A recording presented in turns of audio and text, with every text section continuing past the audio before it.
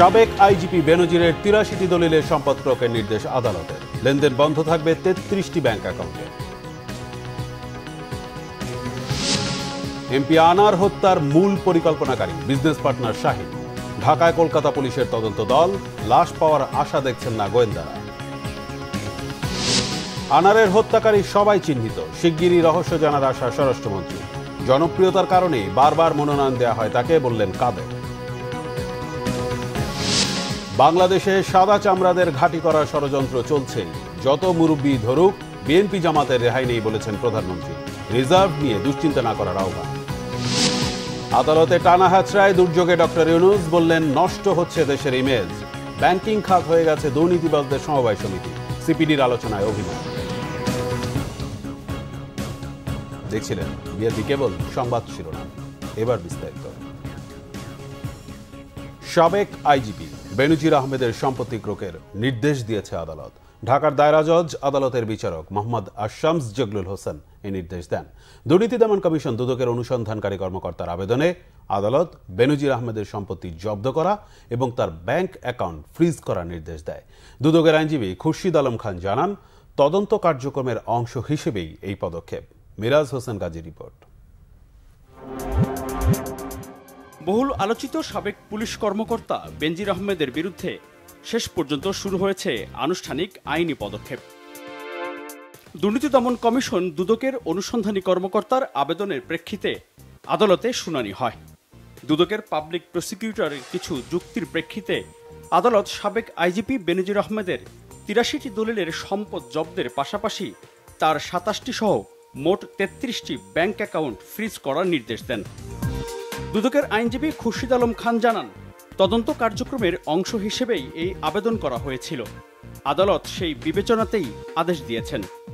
অনুসন্ধান কাজের অংশ হিসেবে দুর্নীতি দমন কমিশন বিধিমালা এবং মানি লন্ডারিং আইন ২০১২-এর বিধান অনুসারে দুর্নীতি দমন কমিশনের একজন অনুসন্ধানকারী কর্মকর্তা একটি আবেদন দাখিল করে, যেটা শুনানি করেন দুর্নীতি দমন কমিশনের একজন পাবলিক প্রসিকিউটর। এটা শুনানি করার সময় আদালতের কাছে বিভিন্ন আইনি ব্যাখ্যা দেওয়া হয়। আদালত জানতে চান, আদালত আবেদন দেখে নথিপত্র ঘেটে এবং আইন ও বিধি অনুযায়ী জব্দের নির্দেশ দিয়েছেন। কিছু জব্দ আছে আর কিছু ফ্রিজ করা আছে। দুর্নীতি দমন কমিশন যেটা আইন বিধি অনুযায়ী যেসব তথ্যপাত্র পেয়েছে তারই ধারাবাহিকতায় এসব জব্দ এবং অ্যাটাচমেন্ট করেছে। এটা অনুসন্ধানের একটি অংশ বিশেষ। পুলিশ প্রধান ও র্যাবের মহাপরিচালকের দায়িত্ব পালনের সময় ক্ষমতার অপব্যবহার করে নিজের ও পরিবারের সদস্যদের নামে দেশে বিদেশে অঢেল সম্পত্তি গড়ে তোলার অভিযোগ ওঠে বেনজির আহমেদের বিরুদ্ধে। এ নিয়ে গণমাধ্যমে অনুসন্ধানী রিপোর্ট প্রচার হলে শুরু হয় আলোচনা সমালোচনা। আইনজীবী খুরশিদ আলম খান জানান, তদন্ত কর্মকর্তা চাইলে বেনজির আহমেদ সহ তার পরিবারের সদস্যদের জিজ্ঞাসাবাদ করতে পারেন এবং জব্দকালীন সময়ে আদালতের অনুমতি ব্যতীত এসব অ্যাকাউন্ট থেকে কোনো টাকা উঠানো যাবে না এবং এসব প্রপার্টি স্থানান্তর করা যাবে না। এখন এগুলো আরো খতিয়ে দেখা হবে, আরো পর্যালোচনা করা হবে। অনুসন্ধান শেষ হলে সবকিছু এটা হয়তো বা বোঝা যাবে। এখন উনি আছেন, ওনার স্ত্রী আছেন, ওনার 2 কন্যা আছেন। দুদক অনুসন্ধানকারী দল যদি মনে করে ওনাকে বা ওনার যারা আছেন, ওনার ওয়াইফ বা ওনার 2 মেয়ে, তাদেরকেও জিজ্ঞাসাবাদ করতে পারে আইন ও বিধি অনুযায়ী। তবে জিজ্ঞাসাবাদ করবে কিনা এটা অনুসন্ধানকারী কর্মকর্তা সিদ্ধান্ত নেবে। এর আগে এক ভিডিও বার্তার মাধ্যমে অভিযোগের বেশিরভাগই অতিরঞ্জিত ও অসত্য বলে দাবি করেছিলেন সাবেক পুলিশ প্রধান বেনজির আহমেদ। মিরাজ হোসেন গাজী, বাংলা ভিশন, ঢাকা। সংসদ সদস্য আনোয়ারুল আজিম হত্যার মাস্টারমাইন্ড নিহত এমপির ব্যবসায়িক অংশীদার আক্তারুজ্জামান শাহিন। হত্যার পরিকল্পনা করা হয় 2 মাস আগে রাজধানীর গুলশান ও বসুন্ধরার 2টি বাসায়। সাংবাদিকদের এসব তথ্য জানিয়েছেন অতিরিক্ত পুলিশ কমিশনার হারুনুর রশিদ। হত্যার পর লাশ টুকরো টুকরো করে ফেলে দেওয়া হয় বলে জানান তিনি। রিপোর্ট করছেন SM ফয়েজ। একসময়ের বাল্যবন্ধু ও ব্যবসায়িক অংশীদার আক্তারুজ্জামান ওরফে শাহিনের পরিকল্পনায় খুন করা হয় এমপি আনোয়ারুল আজিমকে। হত্যাকাণ্ডে নেতৃত্ব দেন ভাড়াটে খুনি ও চরমপন্থী নেতা আমানুল্লাহ ও তার সাঙ্গপাঙ্গরা। হত্যার পর আনোয়ারুল আজিমের লাশ টুকরো টুকরো করে ফেলে দেয় খুনিরা। গ্রেপ্তার হওয়া হত্যাকারী সহ 3 জন এসব তথ্য দিয়েছে, জানিয়েছেন অতিরিক্ত পুলিশ কমিশনার হারুনুর রশিদ। সেটা 13 তারিখ 2:51 তারা সবাই ঢুকেছে এবং আধা ঘন্টার মধ্যেই কিন্তু মানে এই নৃশংস বর্বরোচিত হত্যাকাণ্ডটি সংঘটিত হয়ে যায় এবং তারা এই হত্যা সংঘটিত করার পরেই লাশটাকে এমনভাবে গুম করা হবে যাতে কেউ কোনোদিন খুঁজে না পায়, যার কারণে তারা মানে বিভিন্ন পার্টে ভাগ করে ফেলেছে, অর্থাৎ হাড্ডির সাথে মাংসকে আলাদা করে ফেলেছে এবং সেটা একটা সুটকেসে করে, গ্রে কালারের সুটকেসে করে যে মূল যে আমাদের কাছে যিনি আছেন উনি আর হলো জাহিদ বা জিহাদ, এরা দুইটা ব্রিফকেস করে ওই যে পাবলিক টয়লেটের কাছে একটা গাড়ি ওয়েট করছিল, ওইখানে গিয়ে যেহেতু 3 জন ছিল, 3 জনে বাকি মাংসগুলিকে বিভিন্ন পলিথিন বা বিভিন্ন ইয়েতে করে তারাও বের হয়ে যায়। ডিবি বলছে, পূর্ব বাংলা কমিউনিস্ট পার্টির সাবেক নেতা আমানুল্লাহ ওরফে শিমুল ও তার বান্ধবী শেলেস্তা রহমান হত্যাকাণ্ডে সরাসরি জড়িত। যদি পথে কেউ ধরে তখন এটার মধ্যে তারা মানে হলুদের মশলা দিয়ে তারা করে নিয়েছেন।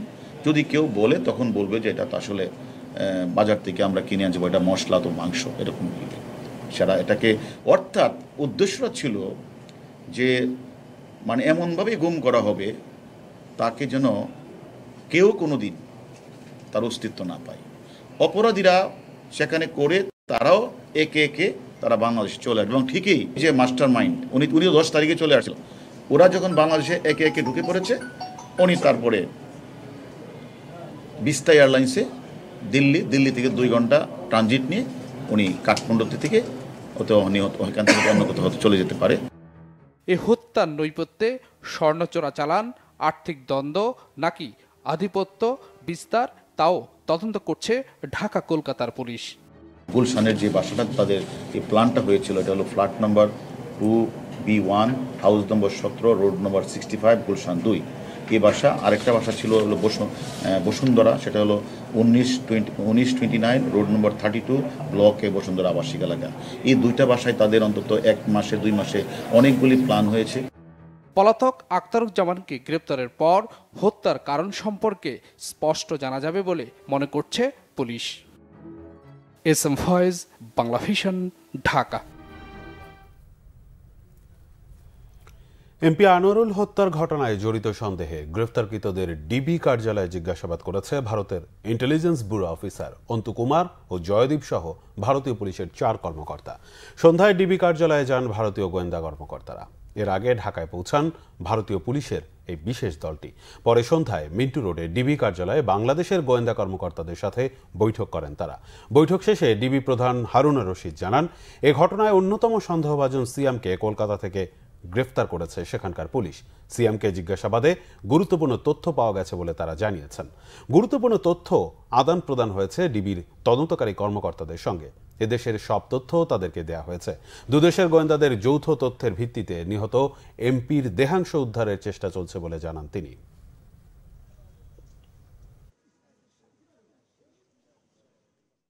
আসামি যে এখানে হত্যাকাণ্ডটি সংঘটিত করেছে এবং সেখানে তারা জিজ্ঞাসাবাদ করেছে, আমাদের কাছে যে তথ্যগুলি যেভাবে দিয়েছে তারা তাদের কাছে স্বীকার করেছেন এবং তারা সেই তথ্যগুলি শুনেছেন এবং তারা মানে এই যে অপরাধীর কথা শুনেছেন এবং পাশাপাশি ওই দেশেও যিনি গ্রেপ্তার হয়েছেন ওনারা আমাদেরকে বলেছেন, তার মাধ্যমে তারা হয়তো শীঘ্রই চেষ্টা করছেন যেন ওই আসামিটাকে যে ডেড বডির যে বিভিন্ন পার্টগুলি কোথায় ফেলেছেন সেটা তারা হয়তো শীঘ্রই তারা বের করে ফেলতে পারবে।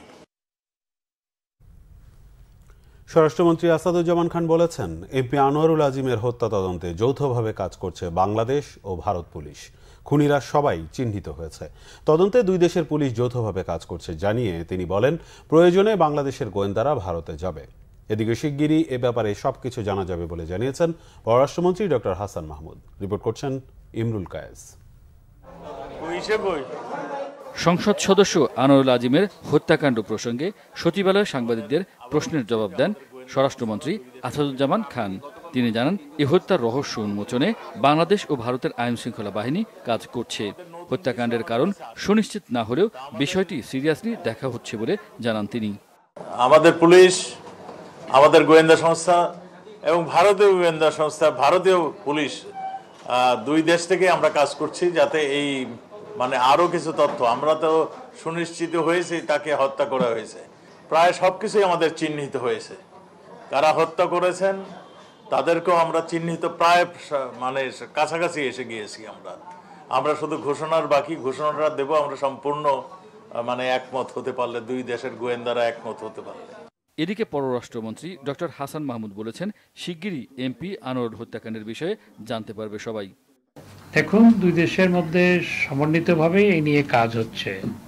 দুই দেশের গোয়েন্দারাই সমন্বিতভাবেই পুরো বিষয়টি উদ্ঘাটন করার জন্য কাজ চালিয়ে যাচ্ছে। আমাদের মিশন, বিশেষ করে কলকাতায় আমাদের যে হাই কমিশন অফিস আছে, তারা সেখানকার কর্তৃপক্ষ, পশ্চিমবাংলার কর্তৃপক্ষ, ভারতীয় কর্তৃপক্ষ, ভারতীয় পুলিশের সাথে নিবিড় যোগাযোগ রাখছেন। এবং যেহেতু বিষয়টা তদন্তাধীন, সেজন্য আমি বেশি কিছু বলতে চাই না। আপনারা খুব সহসাই সবকিছু জানতে পারবেন।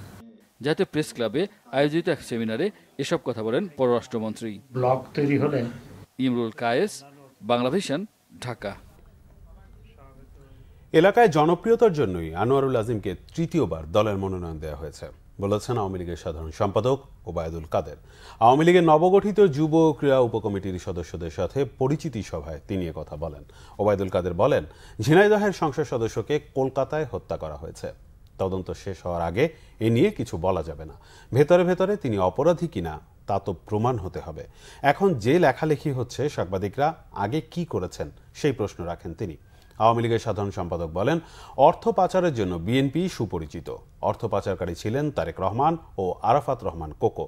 নিজেরা যে অপরাধে অপরাধী, বিএনপি এখন অন্যের ওপর সেই অপরাধের দায় চাপাতে চায় বলেও মন্তব্য করেন তিনি। অর্থনীতি কিছুটা ঝুঁকির মুখে। দ্রব্যমূল্যের ঊর্ধ্বগতি সরকার অস্বীকার করছে না, তবে সরকার ঘুমিয়ে নেই। সমস্যা সমাধানে আন্তরিকতার কোনো ঘাটতি নেই বলেও মন্তব্য করেন ওবায়দুল কাদের।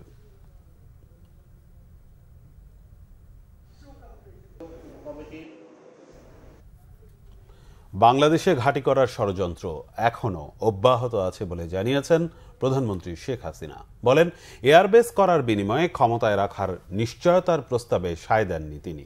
করোনা, যুদ্ধ, আন্তর্জাতিক পরিস্থিতি সবকিছু মিলিয়ে অর্থনীতিতে চাপের কথা জানালেও রিজার্ভ নিয়ে দুশ্চিন্তা না করার আহ্বান জানান। গণভবনে 14 দলের বৈঠকে শেখ হাসিনা এসব কথা বলেন। বিএনপি জামাত প্রসঙ্গে তিনি বলেন, যতই মুরব্বি ধরুক, সন্ত্রাস সহিংসতার চেষ্টা করলে আইনের মুখোমুখি হতেই হবে। রকুনুজ্জামানের রিপোর্ট। দ্বাদশ জাতীয় সংসদ নির্বাচনের পর আদর্শিক জোট 14 দলের সাথে জোট নেত্রী শেখ হাসিনার প্রথম বৈঠক গণভবনে। বৈঠকের শুরুতে জোটের নেতাদের স্বাধীনতার মূল্যবোধ ও চেতনা অটুট রাখার আহ্বান জানান প্রধানমন্ত্রী। আওয়ামী লীগ সভাপতি বলেন, বাংলাদেশে ঘাঁটি করার বিনিময়ে আওয়ামী লীগকে ক্ষমতায় রাখার নিশ্চয়তা দিয়েছিল সাদা চামড়ার লোকেরা। রাজি না হওয়ায় এখনও কিছু কিছু ঝামেলা হচ্ছে জানিয়ে শেখ হাসিনা বলেন, দেশের স্বার্থ বিকে ক্ষমতায় থাকার রাজনীতি আওয়ামী লীগ করে না। পরের যারা ষড়যন্ত্র ইলেকশনই হতে দেবে না, তবে দেবে। আর আমার ক্ষমতায় আসতেও অসুবিধা হবে না যদি আমি বাংলাদেশে কারো এয়ারবেস করতে দিই, ঘাঁটি করতে দিই, তাহলে আমার কোনো অসুবিধা নেই। কোনো এক সাদা চামড়ারই প্রস্তাব আমি একই জবাব দিচ্ছি, যে আমি জবাব দিচ্ছি স্পষ্ট যে আমি বঙ্গবন্ধু শেখ মুজিবুর রহমান। তো ওই অবস্থায় কিন্তু আমি চ্যালেঞ্জ দিয়ে ছেড়ে দিলাম। চক্রান্ত এখনও আছে। ইস্তিমোর মতো বাংলাদেশেরও একটা অংশ নিয়ে, তারপরে চিটাগাং, মিয়ানমার, এখানে একটা খ্রিস্টান স্টেট বানাবে, বে অফ বেঙ্গলে একটা ঘাঁটি করবে, সেটা আমি হতে দিচ্ছি না। এটাও আমার একটা অপরাধ। এখানে এয়ারবেস করে কার উপর হামলা করবে, যদি একটা দেশকে দেখানো হয়, কিন্তু সেটা তো না। আমি তো জানি আরো কোথায় যাবে। যে কারণে আমাদের কিছু সমস্যার সবসময় পড়তে হচ্ছে, হবে আমি জানি, কিন্তু আমি এটা পাত্তা দিই না, সোজা কথা। বিএনপি নেতৃত্বে সমালোচনা করে শেখ হাসিনা বলেন, দুর্নীতিবাজ, গ্রেনেড হামলাকারী, জঙ্গি সন্ত্রাসীদের কোনোভাবেই বিশৃঙ্খলা সৃষ্টি করতে দেয়া হবে না। গ্রেনেড হামলাকারী, 10টা অস্ত্র চোরাকারবারী, দুর্নীতিবাজ, এরা এখন যদি সেই বিদেশের মাটিতে বসে, আমি ডিজিটাল বাংলাদেশ করেছি, সেই সুযোগ পাচ্ছে, সেই সুযোগ নিয়ে এখান থেকে রোজই আন্দোলন, সরকার উৎখাত, তারা এরকম হুমকি ধামকি দেয়। যতক্ষণ জনগণ আছে আমাদের সাথে ওটা আমি কেয়ার করি না, কিন্তু তারপর দেশের এই যে জ্বালাও পোড়া অগ্নিসংযোগ এইগুলি যেন না করতে পারে, এটা যারা করবে তাদের কোনো ছাড় নাই। যতই মুরব্বী ধরুক আর যাই ধরুক, এদেরকে আমরা ছাড়বো না। পরিষ্কার কথা, মানুষের ক্ষতি যারা করবে তাদের প্রতি ব্যবস্থা আমাদের অব্যাহত থাকবে। প্রধানমন্ত্রী বলেন, বর্তমানে সবচেয়ে বড় সংকট মূল্যস্ফীতি। এটা শুধু বাংলাদেশের নয়, অন্যান্য দেশেও আছে। রিজার্ভ কমছে, তবে রিজার্ভ নিয়ে দুশ্চিন্তার কিছু নাই বলেও আশ্বস্ত করেন তিনি। আমাদের যদি খাদ্য মজুতটা থাকে আপৎকালীন সময়ের জন্য, তখন রিজার্ভ নিয়ে আমাদের চিন্তার কোনো ব্যাপার না, এটা নিয়ে খুব বেশি চিন্তার কিছু নেই। বৈশ্বিক এই পরিস্থিতির মধ্যেও অর্জনগুলোকে সামনের দিকে আরো এগিয়ে নেওয়ার কথাও বলেন সরকার প্রধান। রকুনুজ্জামান, বাংলা ভিশন, ঢাকা। 14 দলীয় নেতাদের নিজ নিজ দলকে আরও সুসংগঠিত ও জনপ্রিয় করে তোলার নির্দেশনা দিয়েছেন জোট নেত্রী প্রধানমন্ত্রী শেখ হাসিনা। গণভবনে 3 ঘণ্টার বেশি বৈঠক শেষে প্রধানমন্ত্রীর এই নির্দেশনার কথা জানিয়েছেন আওয়ামী লীগ সাধারণ সম্পাদক ওবায়দুল কাদের। এই বৈঠকের পর 14 দলের মধ্যে আর কোনো দূরত্ব থাকবে না, এমন আশা তার। মুক্তিযুদ্ধের চেতনা, অসাম্প্রদায়িক মানবতাবাদ, এর পক্ষে 14 দলকে আরো সুসংগঠিত করা, তার আগে তাদের নিজেদের দলকে সংগঠিত করার উপর মাননীয় প্রধানমন্ত্রী নির্দেশ দিয়েছে, তাদেরকে গাইডলাইন দিয়েছে। 14 দলের নেতারাও সমন্বিতভাবে আরও সুশৃঙ্খল, শক্তিশালী ঐক্য গড়ে তুলবেন, এ ব্যাপারে সবাই অঙ্গীকার করেছে। শান্তিতে নোবেল বিজয়ী অর্থনীতিবিদ ডক্টর মোহাম্মদ ইউনূস দাবি করেছেন তিনি দুর্যোগের মধ্য দিয়ে যাচ্ছেন, তাকে টানা হেঁচড়া করা হচ্ছে, যার ফলে নিজের কাজ করতে পারছেন না, এতে দেশের ইমেজ নষ্ট হচ্ছে। জামিনের মেয়াদ শেষে আবারও জামিনের সময় বাড়াতে বৃহস্পতিবার সকালে শ্রম আপিল ট্রাইব্যুনালে হাজির হন গ্রামীণ টেলিকমের চেয়ারম্যান ডক্টর মোহাম্মদ ইউনূস সহ 4 জন। ইউনূসের আইনজীবী জামিনের মেয়াদ বাড়ানোর আবেদন জানান। উভয় পক্ষের শুনানি শেষে শ্রম আপিল ট্রাইব্যুনালের চেয়ারম্যান জামিনের সময় বাড়ানোর আদেশ দেন। আদালত থেকে বেরিয়ে গণমাধ্যমের সাথে কথা বলেন ডক্টর ইউনূস। এ সময় তিনি অভিযোগ করেন, আদালতে আসা যাওয়া করতে করতে নিজের কাজ করতে পারছেন না তিনি। কে তার উপর রাগ করলো, কেন করলো তা তিনি জানেন না।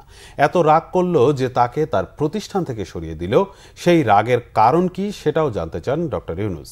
দেশের প্রতিনিধিত্ব করেন ডক্টর ইউনূস, এমন কথা বলার এখতিয়ার তার নেই বলে মন্তব্য করেন কলকারখানা ও প্রতিষ্ঠান পরিদর্শন অধিদপ্তরের আইনজীবী খুরশিদ আলম খান। তার মতে, সাজাপ্রাপ্ত ব্যক্তি দেশের প্রতিনিধিত্ব করেন, এমন কথা ঔদ্ধত্যপূর্ণ আচরণ। শ্রম আইন লঙ্ঘনের মামলায় গ্রামীণ টেলিকমের চেয়ারম্যান ডক্টর ইউনূস সহ 4 জনকে 6 মাসের কারাদণ্ড ও 25,000 টাকা করে জরিমানা করেছিল ঢাকার তৃতীয় শ্রম আদালত। সেই রায়ের বিরুদ্ধে শ্রম আপিল ট্রাইব্যুনালে আপিল করেন তারা। দুর্বল ব্যাংকের সাথে একীভূত হবার পর ভালো ব্যাংকগুলো খারাপ হয়ে যাবে কিনা, এমন প্রশ্ন সেন্টার ফর পলিসি ডায়ালগ সিপিডির। গবেষণা প্রতিষ্ঠানটি মনে করে দুর্বল ব্যাংকের পরিচালকদের তিরস্কৃত না করে পুরস্কৃত করা হচ্ছে। বাংলাদেশ ব্যাংকের সাবেক গভর্নর ডক্টর সালেউদ্দিন আহমেদের মতে, কেন্দ্রীয় ব্যাংক পরিণত হয়েছে সমবায় সমিতিতে। দুষ্টের দমন না করে পালনের কারণেই ব্যাংকিং খাতের এই দুর্দশা। গোলাম মঈনুল হাসানের রিপোর্ট। খাতা কলমে খেলাপি ঋণের পরিমাণ 1,56,000 কোটি টাকা দেখানো হলেও মন্দ ঋণের পরিমাণ 5 লাখ কোটি টাকারও বেশি। খেলাপি ঋণের ভার এখন পুরো ব্যাংকিং খাতই ঝুঁকির মুখে। দুর্বল 10 ব্যাংকে একীভূত করা উদ্যোগে এরই মধ্যে চুক্তি হয়েছে 4 ব্যাংকের মধ্যে। এমন বাস্তবতা ব্যাংক খাতের ভবিষ্যৎ নিয়ে রাজধানীতে সেমিনার আয়োজন করে Centre for Policy Dialogue CPD. CPD বলছে, ব্যাংকিং খাত এখন কিছু ব্যক্তি গোষ্ঠীর স্বার্থে ব্যবহার হচ্ছে, এটি সংকটের মূলে।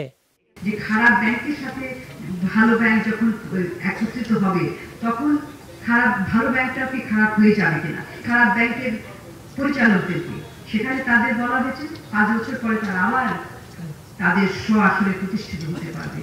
এটা কোন ধরনের নীতিমালা, সেটা একটা প্রশ্ন হয়ে যায়। আপনি তাদেরকে তিরস্কৃত করার বদলে পুরস্কৃত করছেন। রাজনৈতিক সদিচ্ছা না থাকলে কিছুই হবে না বলে মনে করেন ডক্টর সালেউদ্দিন আহমেদ। এত ঘন ঘন সার্কুলার দিচ্ছে, কালকে এটা পরশুদিন হঠাৎ বলে না না এটা হবে না ওইটা। তার মানে কি পলিসির মেকিং ডিসিশন, পলিসি এত রং।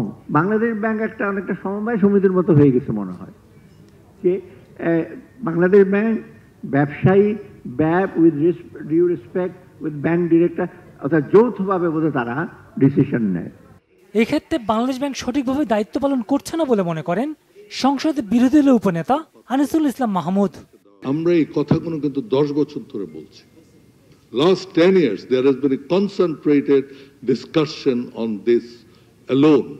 আজকে কেন আমার complaint against Bangladesh Bank is this, that why it took you at a time 10 banks, আপনি বলতেছেন এগুলো শেষ, এগুলোকে এখন একটা ভালো ব্যাংকের সাথে জড়িয়ে দিতে হবে। This is my complaint. What I'm saying is the regulatory bank, the regulatory authority did not perform their duty. Banking খাতে দেশে অর্থনৈতিক পুরোচিত্র ফুটে উঠেছে বলে আলোচকদের বক্তব্যে উঠে আসে। গোলাম মইনুল হাসান, বাংলা ভিশন, ঢাকা। বিএনপি মহাসচিব মির্জা ফখরুল ইসলাম আলমগীর বলেছেন, যে মুহূর্তে বিশ্বে একজন অভিজ্ঞ রাজনীতিকের প্রয়োজন, সেই মুহূর্তে ইরানের প্রয়াত প্রেসিডেন্ট ইব্রাহিম রাইসির মতো একজন অভিজ্ঞ, বিচক্ষণ ও জনপ্রিয় নেতার চলে যাওয়া আন্তর্জাতিক বিশ্বের শান্তি ও সৌহার্দ্যের জন্য অনেক বড় ক্ষতি। হেলিকপ্টার বিধ্বস্তের ঘটনায় নিহত ইরানের প্রেসিডেন্ট ইব্রাহিম রাইসি ও পররাষ্ট্রমন্ত্রী হুসাইন আমির আবদুল্লাহিয়ান সহ নিহতদের প্রতি শোক প্রকাশ করেছে বিএনপি। দুপুরে গুলশানের ইরানের দূতাবাসে যান বিএনপি মহাসচিব মির্জা ফখরুল ইসলাম আলমগীর। সেখানে রাখা শোক বইয়ে সই করেন তিনি। এদিকে নয়াপল্টনে কেন্দ্রীয় কার্যালয়ে এক সংবাদ সম্মেলনে বিএনপির সিনিয়র যুগ্ম মহাসচিব রুহুল কবির রিজভী অভিযোগ করেন, সাবেক সেনাপ্রধান আজিজ আহমেদের বিরুদ্ধে মার্কিন নিষেধাজ্ঞায় সরকারের লোকেরা বিমূঢ় ও স্তম্ভিত হয়ে গেছে। সাবেক সেনাপ্রধান আজিজ আহমেদ ও সাবেক আইজিপি বেনজিরের অপকর্মের দায় আওয়ামী লীগের বলে মন্তব্য করেন তিনি। সরকার এখনও বিএনপি নেতাকর্মীদের গ্রেফতার ও হয়রানি অব্যাহত রেখেছে বলে অভিযোগ করেন রুহুল কবির রিজভী।